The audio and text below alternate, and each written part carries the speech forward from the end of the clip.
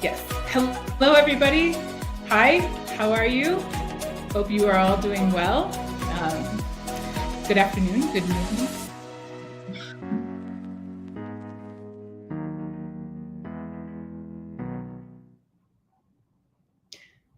Hello, everybody. Hi, teachers. Hi, welcome. Good morning, good afternoon, good evening, depending on when you're seeing us. I'd like to wish everybody a very happy International Education Week. This is International Education Week, so congratulations to all of you teachers and our role in education.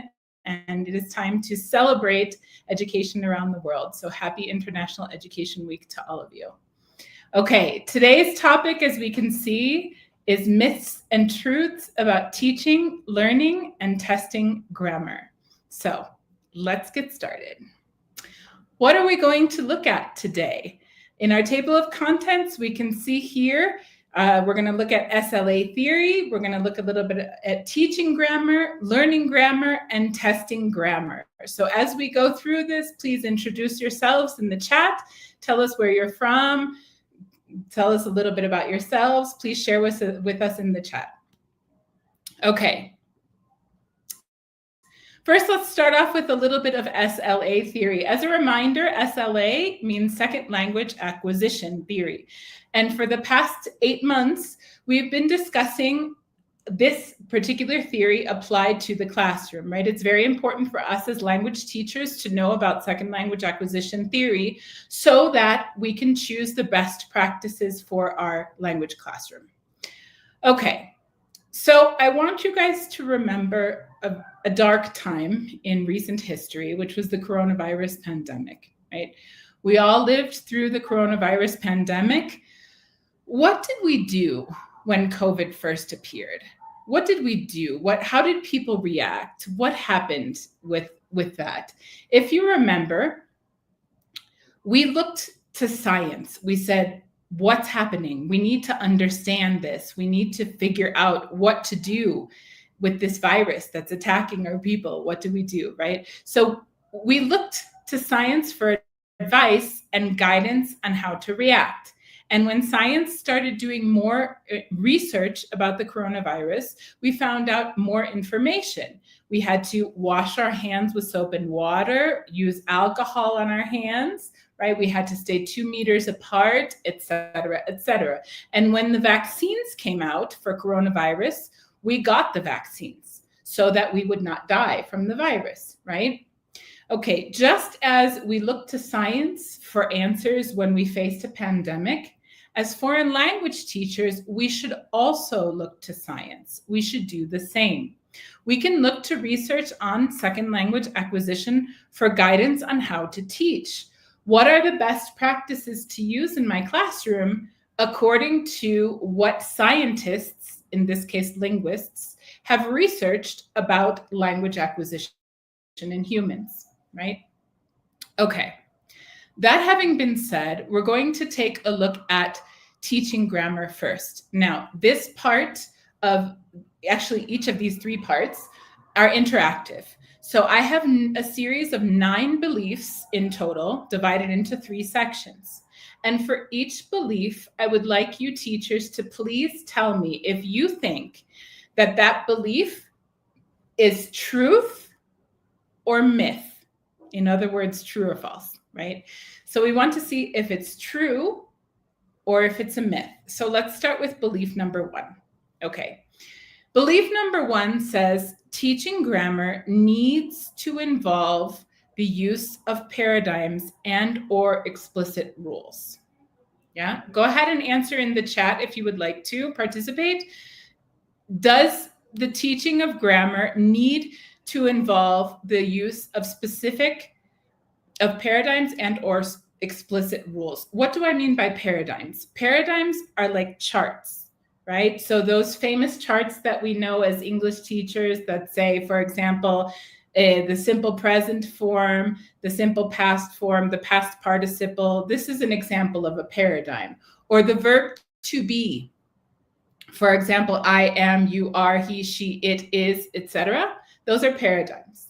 Yeah, so this is what we mean by paradigms. Does the teaching of grammar need to involve paradigms and or explicit rules?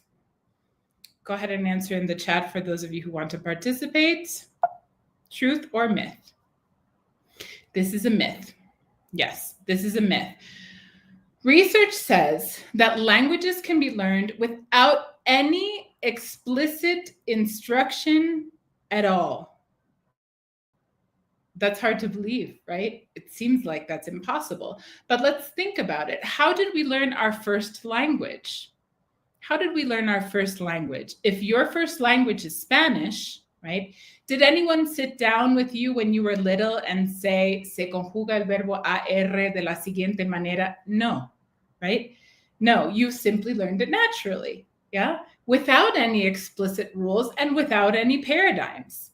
In fact, language is not organized in our brain according to paradigms. No, it's not organized that way. So when we put language in a paradigm, in a chart, it actually makes it difficult for our brain because that's not how our brain naturally works with language. Ask a native speaker. Ask a native speaker to give you the simple present, simple past, and past participle form of the infinitives of verbs, and it will be very difficult for the native speaker to do.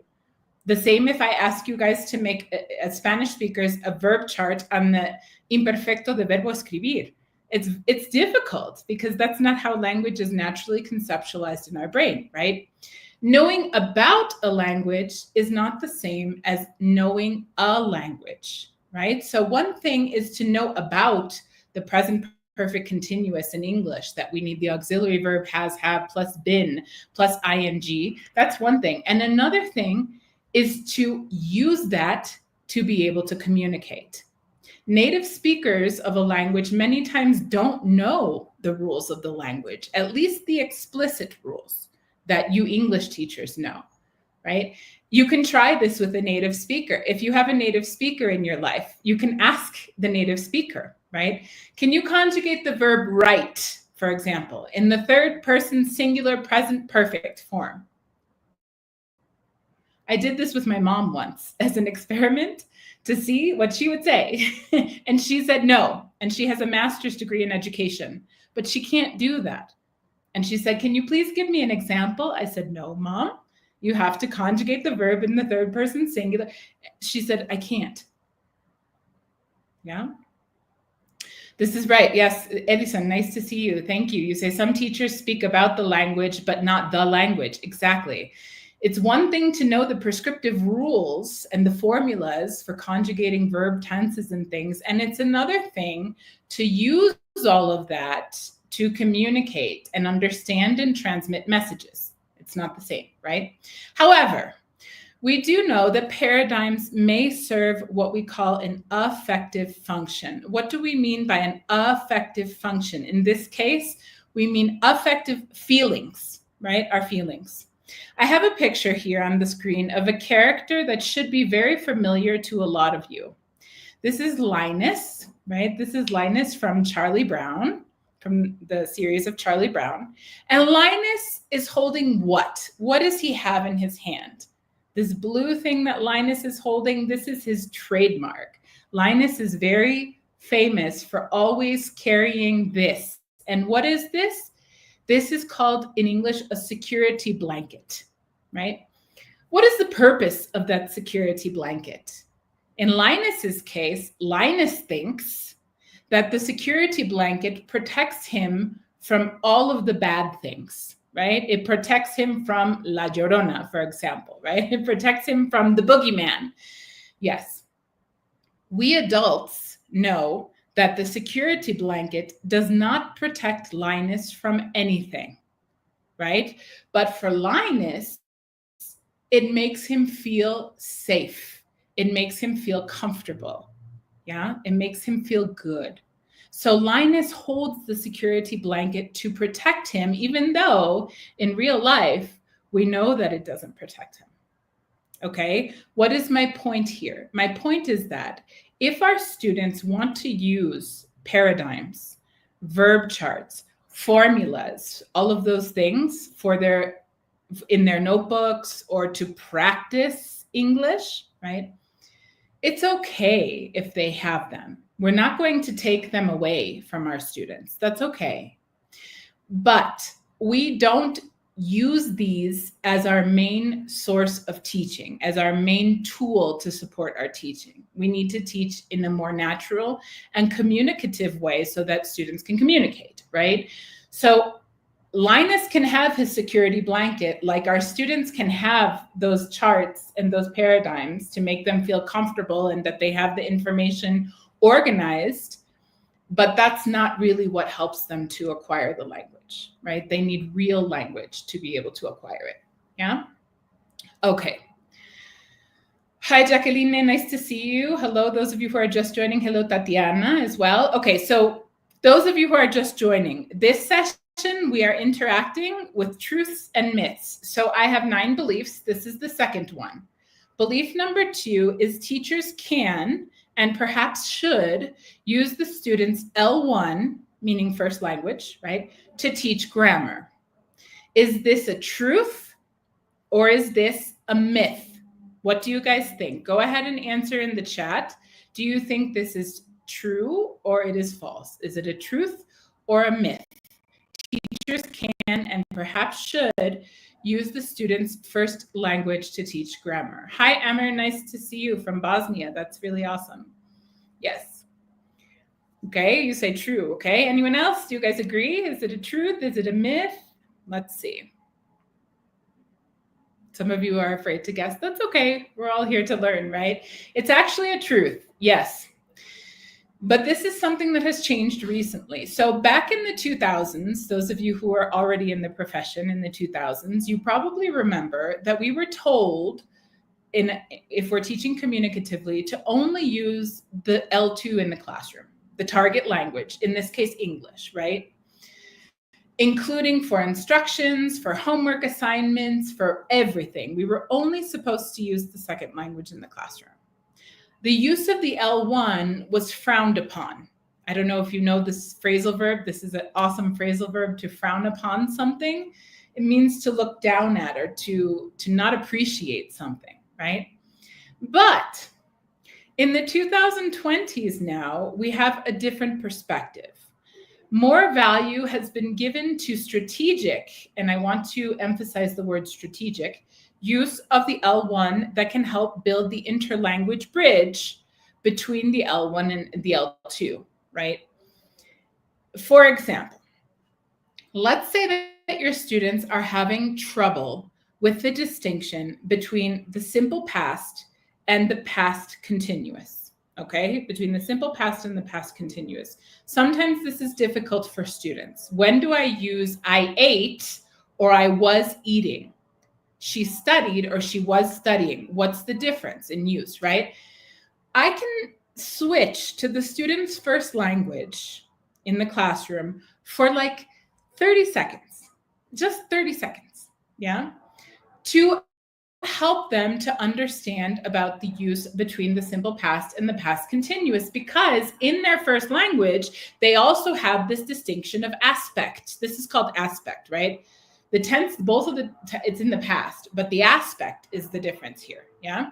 So I can switch. So if I'm teaching in English, I'm teaching my whole class in English, and I'm teaching to a group of native Spanish speakers in Peru, in Ecuador, in Argentina, in Chile, wherever, I can switch to Spanish for a moment and say to them, ojo chicos, look, we have the same in Spanish, right? Tenemos lo mismo en español. Yo estaba comiendo o comí. ¿Verdad? No es lo mismo. Yeah, estaba comiendo, and we can explain to them in their native language that this is the distinction, but just like 30 seconds. Yeah. That little tiny brief explanation is enough for the light bulb to go on in their heads and for them to say, oh, I get it. It makes sense. Yes, I understand the distinction in my native language, and the same thing happens in English. Great. Let's continue. And that's it. I don't advocate for constant translation. Constant translation is not a good idea, right? It is not a good idea. For many reasons, constant translation is not a good idea.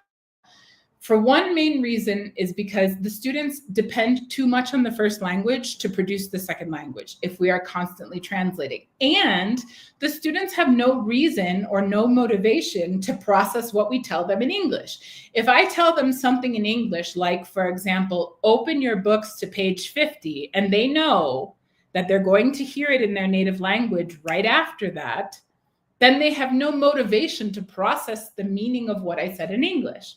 They don't need to. Their brain just waits for the language that they know. And they process that, right?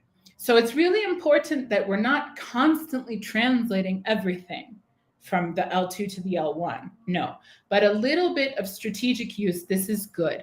Right now, a very interesting topic that we're looking at in linguistics and language teaching is the idea of translanguaging. Translanguaging is going back and forth between the two languages, not to translate, but for strategic purposes. Yeah, so that's something to consider. The use of the native language occasionally in the foreign language classroom is probably a good idea. So that's why this is a truth, okay? Belief number 3.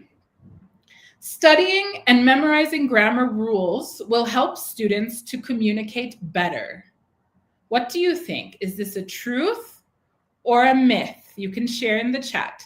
Studying and memorizing grammar rules will help students to communicate better. Truth or myth? Let's think about it. Let's think about it. Truth or myth? If we base it on what we saw in belief number 1, I think we have the answer. This is a myth. That's right. Emmer, thank you for sharing false. Yes, it's a myth. A foreign language is not like math, so we shouldn't teach it that way. Why do I say this? Because a lot of times in traditional language classrooms, what do we see? We actually see language teachers teaching the foreign language kind of like how we teach math.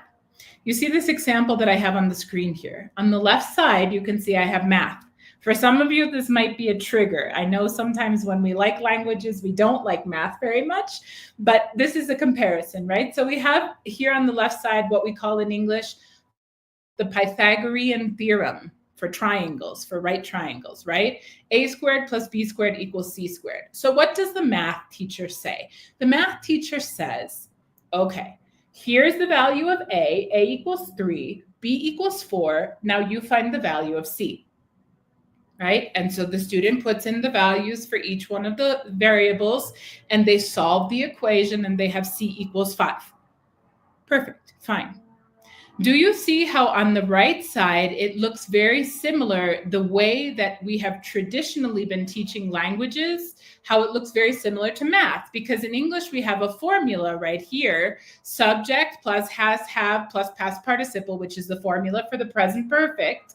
Right? And then what do we do with that? We have the students use the formula to do these activities, right? She has written a poem. They have studied a lot. Yeah. The problem with this is that even though it's very systematic and very easy to grade and very easy to master, yes, math and language are not stored in the same places in the brain, nor do they involve the same cognitive processes. Math and language are completely separate. Yeah. So in that case, we can't teach language like we teach math, because then we force the brain to do something that is completely unnatural for it, right? So we must teach language in a way that actually helps the brain, that works with the brain, and that doesn't work against the brain. Okay, that's very important to take into consideration. Okay, now we're going to move, we talked about teaching grammar. Now we're going to move on to more of the student's perspective of learning grammar. Okay, the next belief says, belief number 4, when students master grammar drills, they have internalized the structure for communication. When students master grammar drills, they have internalized the structure for communication. In other words, if I give my students an exercise where they have to conjugate all the verbs in the past perfect, for example, okay, they do all the sentences and their score is 10 out of 10. Can I be confident as their teacher that they are able to now use the past perfect to communicate? What do you think? What do you think? Is this a truth or a myth? Truth or a myth? Some of you are saying myth. This is a myth. This is a myth. Students may get 10 out of 10 on a traditional mechanical grammar test, but this often gives teachers a false sense of security that students can use the forms in real communication. In fact, scientific research shows that students often use the correct forms on a test, but then they use other forms when they are communicating in real time, in a real conversation. In other words, let's imagine that I give my students a test on the simple past, right? Okay, they have a test on the simple past, irregular forms. They conjugate all of them correctly, perfect, in all of the sentences that I gave them, great. So maybe on the test, they wrote something like wrote, yeah? Yesterday, she wrote a story. Okay, wrote, no problem. But then we observe the same students when they're having a conversation in English, and they'll say, oh, my friend yesterday wrote an email. Yeah.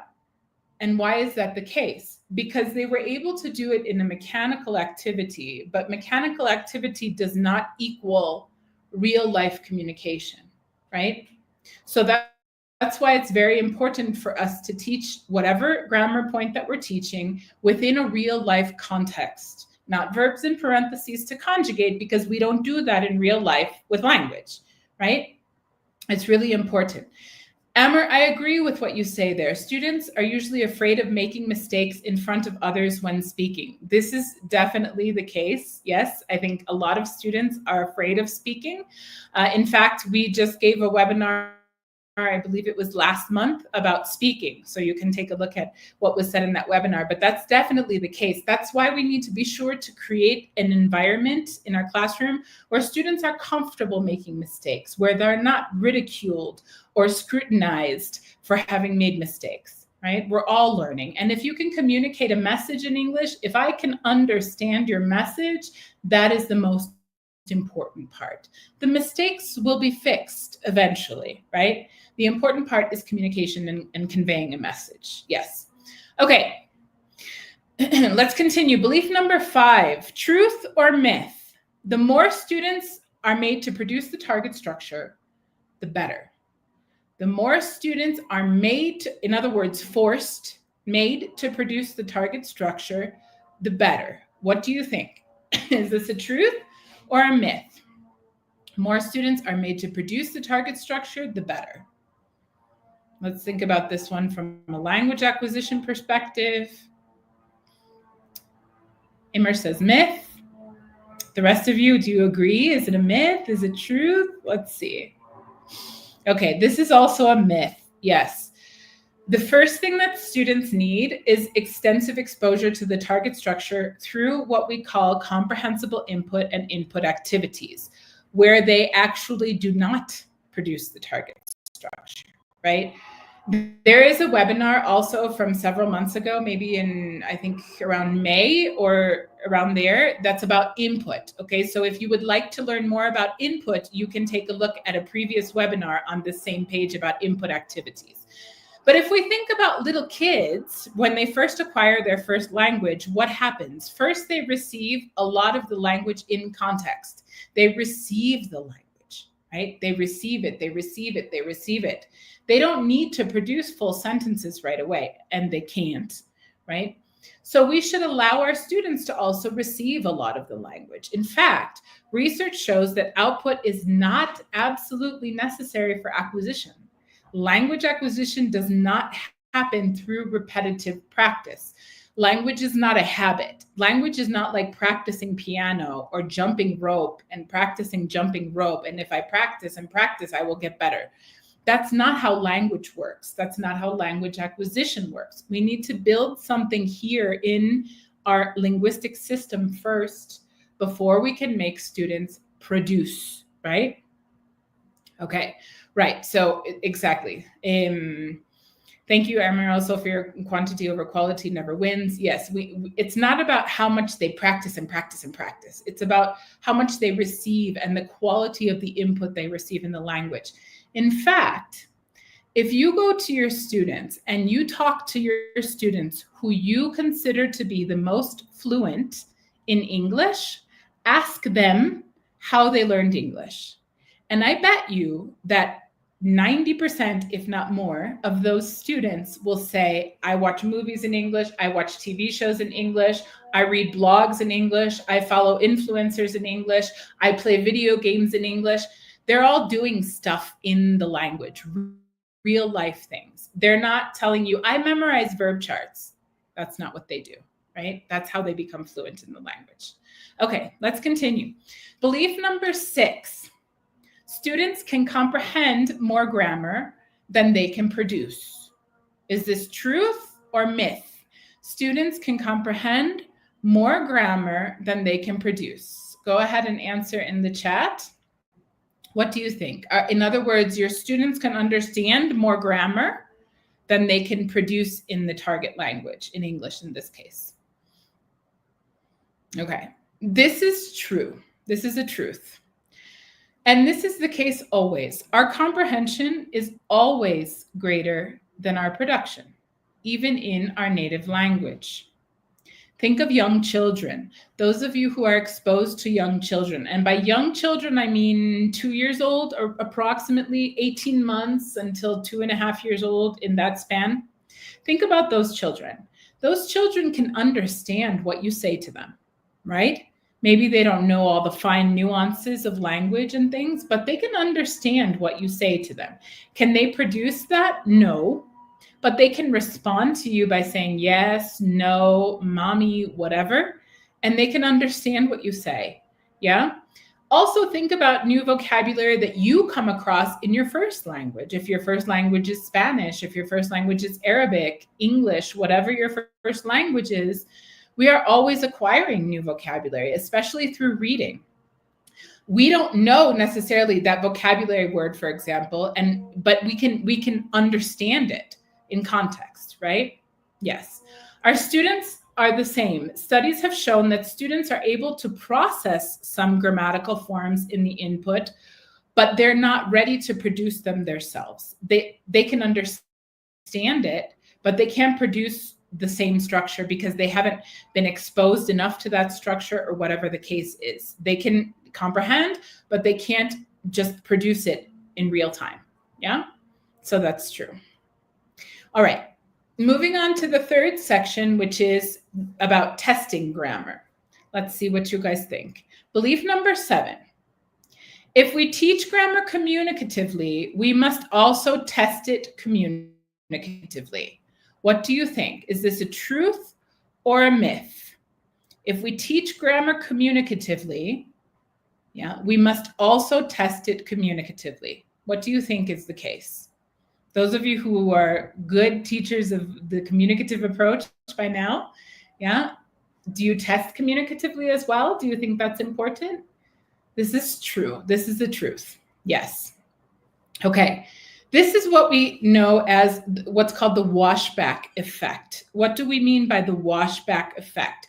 We mean that class activities, homework assignments, and evaluation tools should all mirror each other. Testing should not be divorced from other class work. Yeah. So I invite you to think about this question, and you can comment in the chat as well about this question. It's 2 parts. What do teachers often send as homework? That's the first part. What do teachers often send as homework? And the second part is, what should we send as homework? Yeah. So what do teachers often send? And you can think about your experiences as students as well. Some of you were students not too long ago, recently. Yeah. What did your teachers give you for homework, for your homework assignments? Versus what should we send for homework assignments? Yeah. Okay, go ahead and comment in the chat if you would like to talk about what you usually send for homework assignments or what we should send for homework assignments. What usually happens if we ask around and ask other people and ask other teachers, we will find that a lot of teachers send worksheets for homework. Why? Because they're easily accessible, right? They're easy to grade. They're easy for students to complete. They're very systematic. Perfect. Sounds great, right? Except those worksheets are probably not very communicative. Yeah. So what should we send as homework instead? Yes, like what Emmer says here, something related to real life situations. That's important. Yes, something that's communicative.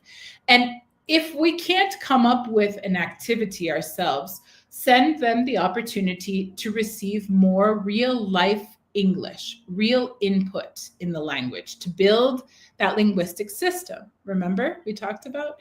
So that's really important. Opportunities to interact with the language in real life somehow. I remember when I first started studying Spanish, I was 12 years old in Chicago, my first Spanish class. And our Spanish teacher gave us as homework every week to watch 1 hour of Spanish television. 1 hour. Yeah.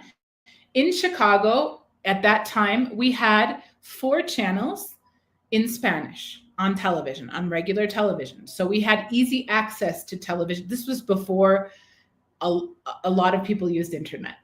This was a long time ago, right? So we could watch TV in Spanish. Yeah. And we got to choose what programs we wanted to watch. So those of you who are Spanish speaking, I'm sure you are familiar with Don Francisco y Sábado Gigante, right? I used to watch Sábado Gigante every Saturday without fail. That was my favorite show to watch in Spanish. Did I understand all of it? No, not at the beginning. I understood maybe 5%, maybe. But as I kept watching the program and I got more exposure to real Spanish, my brain started to process the language naturally. And I started to understand the program better, right? So any opportunities we can give to our students to interact with the real language, Esmeralda, that's a good one, Amar, thank you. Any opportunities we can give our students to interact with the language is great because that builds something that's much more natural for them. Now, that doesn't mean telling them watch whatever you want in English, because sometimes students will not choose something that is appropriate for their age or for their level. So sometimes we need to guide them a little bit more, but our homework should also be communicative.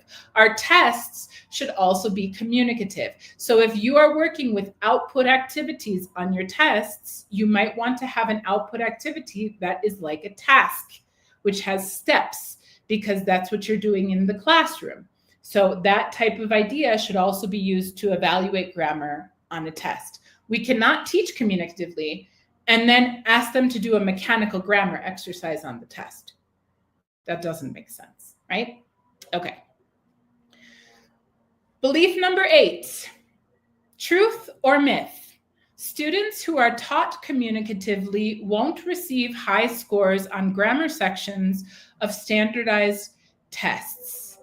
In other words, students who are taught communicatively will not score high on the parts that are related to grammar in Cambridge, IELTS, those types of tests. What do you think? Is this a truth or a myth? Think about this for a moment. In the meantime, while you are thinking, I will respond to Pilar's question. Pilar says, how can we make the test communicative?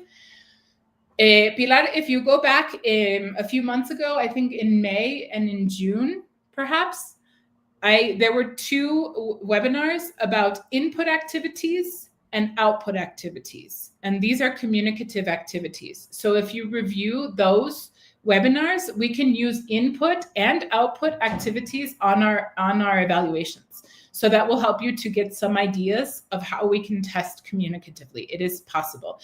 The idea is to make students transmit messages, process meaning, and transmit real messages, not just filling in blanks or choosing the sentence that is correctly conjugated.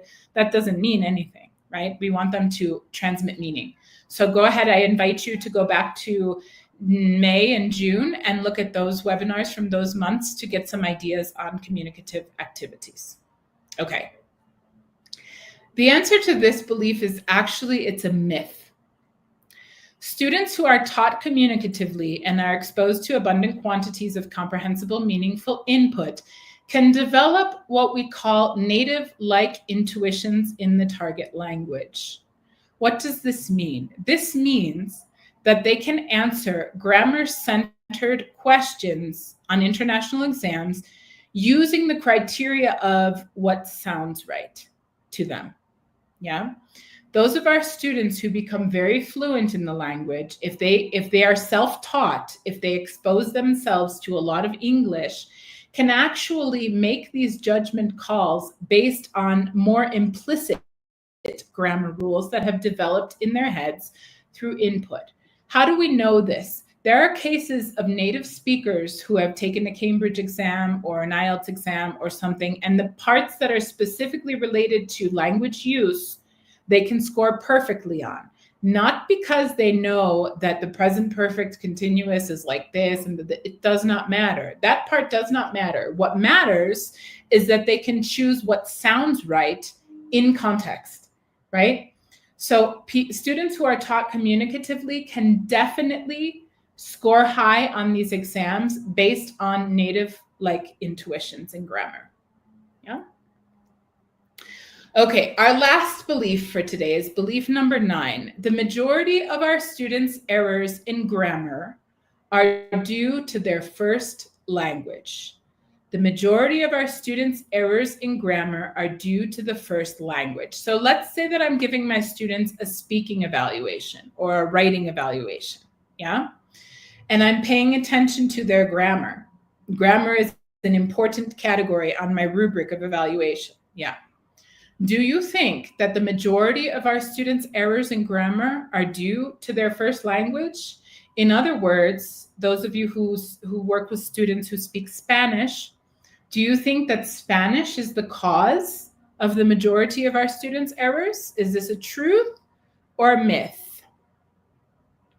I see some of you are saying this is true. Let's check it out. This is actually a myth.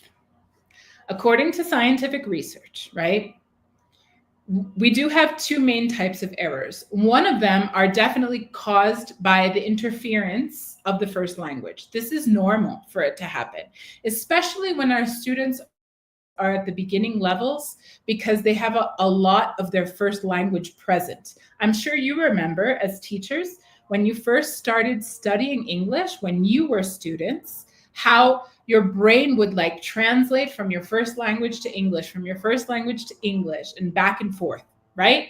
All of us did that. When I started learning Spanish, the same for me. In English, I thought in English, and then I tried to say something in Spanish, right? Okay, so this is normal that there are errors from our first language. These are called interlingual errors because they are between languages. Yeah, between our first and our second language. So these are errors in speaking and writing that are caused directly by L1 interference. But according to research, these account for only 20 to 25% of all the errors that our students produce. Yeah.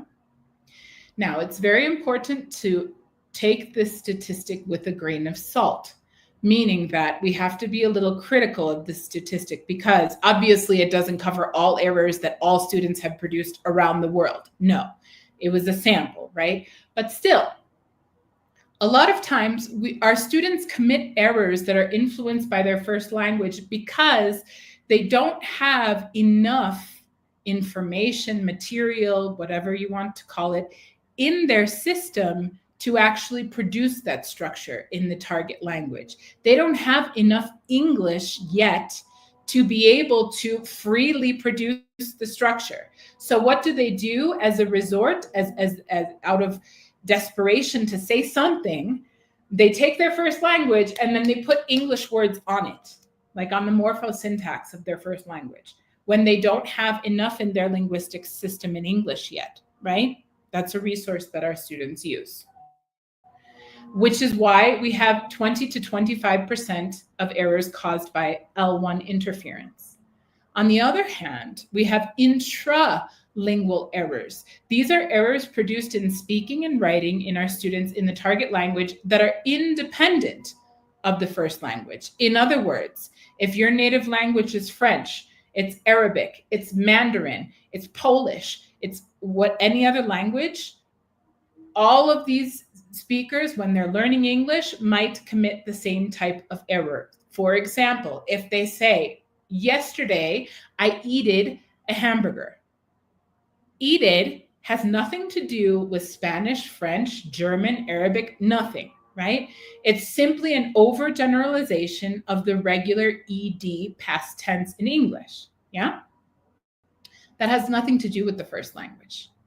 So the large majority of the errors that our students produce in grammar are actually due to this and not to their first language. Now, it's quite possible that you notice in your students more errors due to their first language, but that could be because we use their first language too much, a lot. If they're relying on their first language a lot to learn the second language, then that can cause more negative transfer, we call it interference, from the first language.